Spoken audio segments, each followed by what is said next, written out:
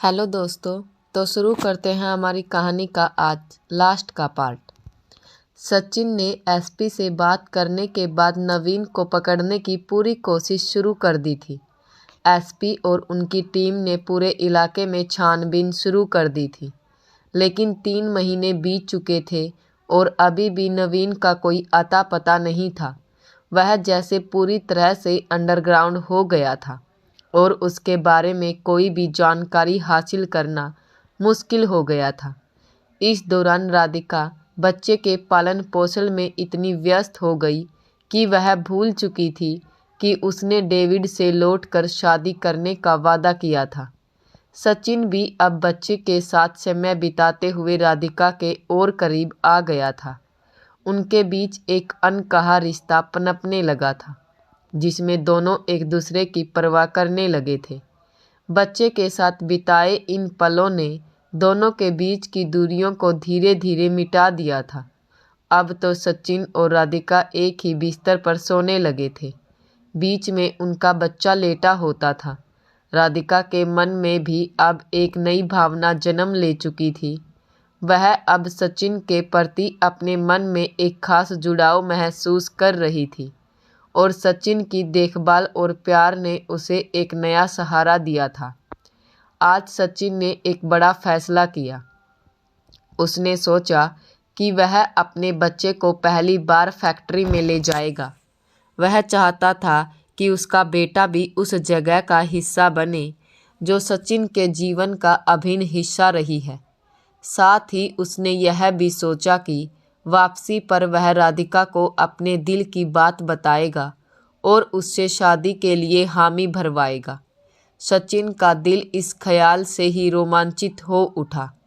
दोपहर को सचिन ने राधिका और बच्चे को तैयार किया और फैक्ट्री जाने की तैयारी की। फैक्ट्री के कर्मचारियों ने सचिन और उसके बच्चे का गर्मजोशी से स्वागत किया।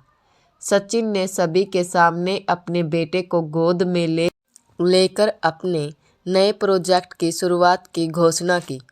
कर्मचारियों ने तालियों के साथ इस पल का स्वागत किया और सचिन के चेहरे पर गर्व और खुशी की चमक थी। तभी फैक्ट्री के एक कोने में खड़ा डेविड यह सब देख रहा था। उसके चेहरे पर एक गहरी उदासी थी। उसने देखा कि राधिका अपने बच्चे के साथ कितनी खुश है और सचिन की आंखों में उसके लिए कितना प्यार और देखभाल का भाव है। डेविड ने खुद से कहा, शायद राधिका अब मेरे पास कभी नहीं लौटेगी। उसने अपने जीवन का एक नया रास्ता चुन लिया है और वह सचिन के साथ खुश है। दिल में दर्द के बावजूद डेविड को एक तरह की तसल्ली भी थी।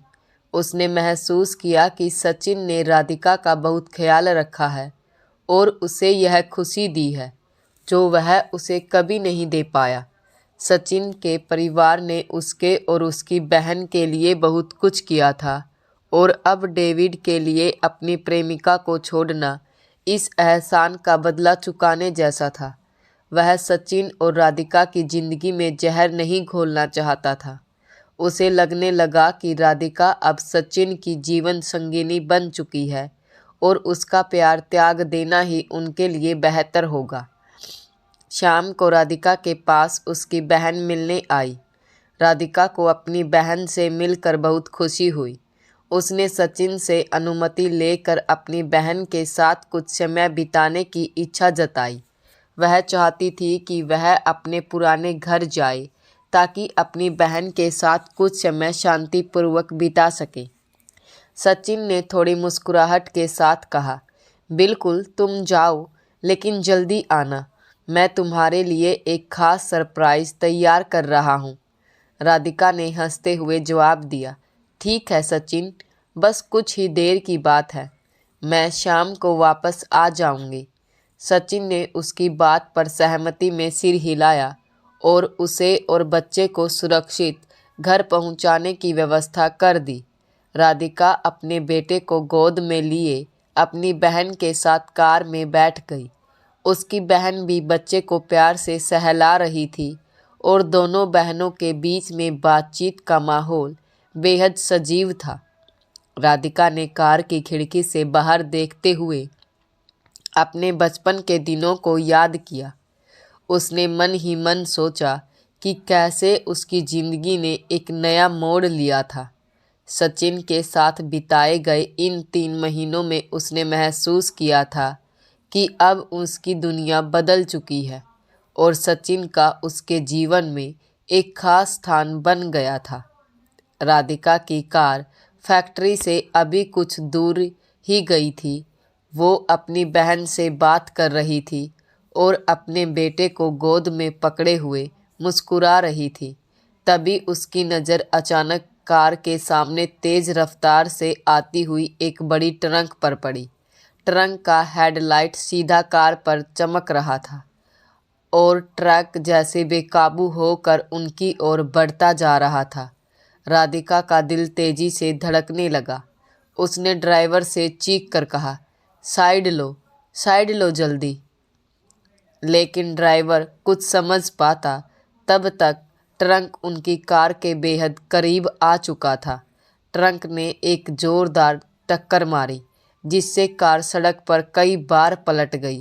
कार के पलटने की आवाज़ इतनी तेज थी कि आसपास के लोग तुरंत घटनास्थल की ओर भागे। सचिन भागकर बाहर आया और कार की ऐसी हालत देखकर उसकी हालत खराब हो गई। उसने चाहा कि वो भाग कर जाए पर उसका सिर जम चुका था। उसकी चेतना धीरे धीरे धुंधली हो रही थी। उसे सब कुछ धुंधला सा दिखने लगा था। क्या सचिन समय पर राधिका और उसके बेटे को बचा पाएगा? राधिका और उसके बेटे को क्या होगा? फैक्ट्री के अंदर सभी कर्मचारी अपने काम में व्यस्त थे। अचानक एक जोरदार धमाके की आवाज़ ने सबको चौंका दिया। सभी लोग भागकर बाहर आए और दूर सड़क के किनारे धुएं और आग की लपटों में एक कार जलती हुई दिखाई दी। सचिन ने जैसे ही उस कार को देखा, उसके पैर ठिठक गए। उसका दिल जोर जोर से धड़कने लगा। यह वही कार थी जिसमें उसने राधिका और बच्चे को उनके पुराने घर जाने के लिए भेजा था। सचिन की आंखों में डर और बेचैनी का सैलाब उमड़ पड़ा। उसके पैर लड़खड़ाए और वह घुटनों के बल सड़क पर बैठ गया। उसकी आंखों से आंसू बहने लगे। नहीं राधिका, मेरा बच्चा। सचिन की आवाज़ में दर्द और बेबसी साफ झलक रही थी। उसने खुद को संभालते हुए तुरंत सड़क की ओर दौड़ लगाई। उसके मन में डर था कि कहीं यह नवीन की साजिश तो नहीं। वह जितनी तेजी से दौड़ सकता था दौड़ रहा था। उसके दिमाग में बस यही ख्याल था कि अगर राधिका और उसके बच्चे को कुछ हो गया तो वह खुद को कभी माफ़ नहीं कर पाएगा। जब वह घटनास्थल पर पहुंचा तो देखा कि लोग कार से कुछ दूर खड़े हुए थे। सचिन ने भीड़ को चीरते हुए अंदर झांका और देखा कि वहां राधिका, उसका बच्चा और उसकी बहन सुरक्षित खड़े थे। सचिन ने राहत की सांस ली और तुरंत राधिका की ओर भागा। उसने राधिका को अपनी बाहों में भर लिया। उसकी आंखों में आंसू थे और वह कांपती हुई आवाज़ में बोला, तुम सब ठीक हो ना? क्या हुआ था? राधिका ने उसकी पीठ पर हाथ रखते हुए उसे शांत किया और कहा, हम सब ठीक है सचिन। बच्चा बहुत रो रहा था तो हमने ड्राइवर से कार रोकने को कहा और कुछ समय के लिए बाहर आ गए। तभी एक ट्रक ने कार को टक्कर मार दी और कार पलटी और उसमें आग लग गई। ड्राइवर अंदर ही था। सचिन ने गहरी सांस लेते हुए अपने बच्चे को गोद में लिया और उसे कसकर सीने से लगा लिया। उसकी आंखों में खुशी और दर्द के मिले जुले भाव थे। उसने राधिका की ओर देखा और धीमे से कहा, अगर तुम्हें और बच्चे को कुछ हो जाता तो मैं कभी खुद को माफ़ नहीं कर पाता। जैसे ही सचिन ने पुलिस को फ़ोन किया, कुछ ही मिनटों में अधिकारी घटनास्थल पर पहुंच गए। उन्होंने ट्रक के मलबे और दुर्घटना स्थल का मुआयना किया। सचिन ने पूरी घटना विस्तार से समझाई और बताया कि यह दुर्घटना महज एक संयोग नहीं हो सकती। उसने पुलिस को ट्रंक के नंबर के बारे में बताया और कहा कि यह नवीन की साजिश हो सकती है। पुलिस अधिकारियों ने ट्रंक के नंबर को तुरंत ट्रेस करना शुरू किया। थोड़ी ही देर में जानकारी मिली कि एक ट्रंक का ड्राइवर पास के एक गांव में छिपा हुआ है। पुलिस ने तुरंत उस स्थान पर छापा मारा और ड्राइवर को हिरासत में ले लिया। जैसे ही ड्राइवर को पुलिस स्टेशन लाया गया, सचिन और सुनीता जी भी वहां पहुंचे। सचिन का चेहरा गुस्से और चिंता से भरा हुआ था। उसने ड्राइवर की ओर इशारा करते हुए पूछा, क्यों किया तुमने यह सब? किसके कहने पर तुमने मेरे घर वालों को मारने की कोशिश की? ड्राइवर पहले तो डर कर चुप रहा, लेकिन पुलिस की कड़ी पूछताछ के बाद उसने सारी सच्चाई उगल दी। उसने बताया, यह सब नवीन के कहने पर हुआ था। उसने मुझे पैसे दिए थे और धमकी दी थी कि अगर मैंने यह काम नहीं किया तो वह मेरे परिवार को नुकसान पहुंचाएगा। उसने मुझे कहा था कि सचिन की कार को टक्कर मार कर ख़त्म कर दो। मुझे नहीं पता था कि कार में कौन है। सचिन का खून खौल उठा। उसने पुलिस से कहा, मुझे पता था कि यह नवीन का ही काम है। वह हमारी ज़िंदगी को बर्बाद करने के लिए किसी भी हद तक जा सकता है। अब आपको उसे किसी भी हालत में पकड़ना होगा। मैं नहीं चाहता कि वह और कोई साजिश रच सके। पुलिस ने ड्राइवर को दी गई जानकारी के आधार पर नवीन की तलाश तेज कर दी। ड्राइवर ने नवीन को छिपने की जगह के बारे में कुछ अहम सुराग दिए। इन सुरागों के आधार पर पुलिस ने जल्द ही नवीन की छिपने की जगह का पता लगाया। पुलिस ने उस जगह पर छापा मारा जहां नवीन खुद को छिपा कर रखे हुए था। वह भागने की कोशिश कर रहा था, लेकिन पुलिस ने उसे गिरफ्तार कर लिया। सचिन और सुनीता जी को जैसे ही नवीन की गिरफ्तारी की खबर मिली, उनके चेहरे पर राहत के भाव आए। सचिन ने पुलिस का धन्यवाद करते हुए कहा, अब मैं चैन की सांस ले सकता हूँ। नवीन को जेल में देखना ही हमारे परिवार के लिए सबसे बड़ी राहत है। पुलिस ने नवीन पर हत्या की कोशिश और कई अन्य आरोप लगाए। वह अब जेल में था और सचिन के परिवार पर मंडराने वाला खतरा हमेशा के लिए ख़त्म हो गया। रात के सन्नाटे में सचिन अपने ऑफिस में बैठा हुआ था। दिन भर की घटनाएं उसके मन में गूंज रही थी। दुर्घटना की भयावहता, राधिका और बच्चे की सुरक्षा को लेकर उसकी बेचैनी और नवीन की गिरफ्तारी के बाद मिली राहत, सब कुछ एक साथ उसके दिमाग में घूम रहा था। लेकिन एक बात उसके दिल में बार बार चोट कर रही थी, अगर आज राधिका और उसके बच्चे को कुछ हो जाता तो वह अपने दिल की बात कभी कह ही नहीं पाता। उसने खुद को संभाला और ठान लिया कि अब और इंतज़ार नहीं करेगा। वह अपनी भावनाओं को राधिका के सामने रखेगा। सचिन ने गहरी सांस ली और राधिका से मिलने चल पड़ा। जैसे ही उसने दरवाज़ा खटखटाया, राधिका ने दरवाज़ा खोला। उसकी आंखों में थकावट के बावजूद एक हल्की मुस्कान थी। उसने सचिन की ओर देखा और पूछा, सचिन, सब ठीक तो है ना? सचिन ने धीरे से सिर हिलाया और अंदर आकर बैठ गया। राधिका ने उसकी ओर देखते हुए पूछा, आप कुछ कहना चाहते हैं? ऐसा लग रहा है जैसे आप कुछ सोच रहे हैं। सचिन ने गहरी सांस लेते हुए अपनी आवाज़ को संयमित किया और कहा, राधिका, जो कुछ भी हुआ उसने मुझे एहसास दिलाया कि मैं अब और इंतज़ार नहीं कर सकता। मैं तुमसे कुछ कहना चाहता हूँ, कुछ ऐसा जो मैं पिछले कुछ समय से महसूस कर रहा हूँ। राधिका ने उसकी गंभीर आवाज़ को सुनकर उसकी ओर गौर से देखा।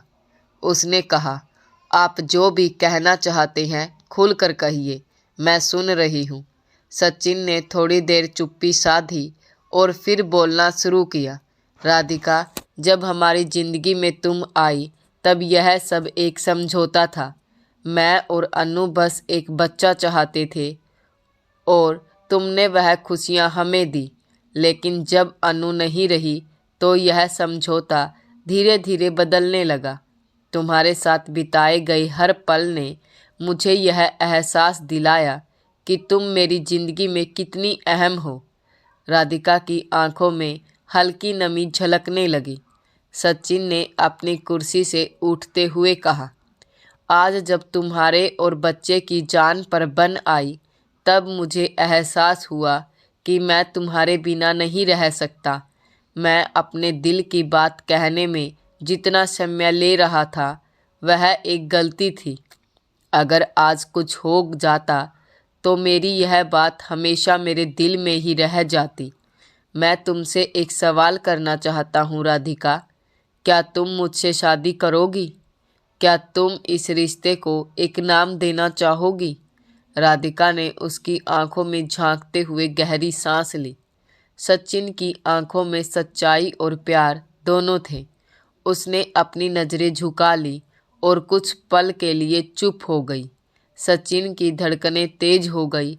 उसे लगा जैसे वक्त थम गया हो।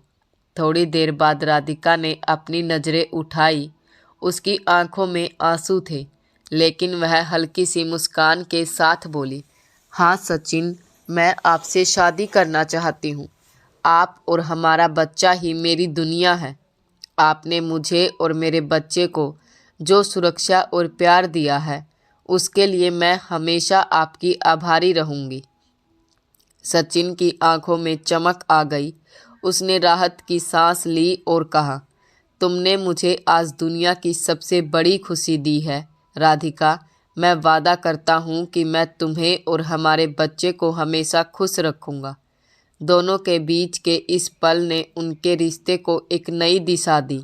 सचिन ने राधिका का हाथ अपने हाथ में लिया।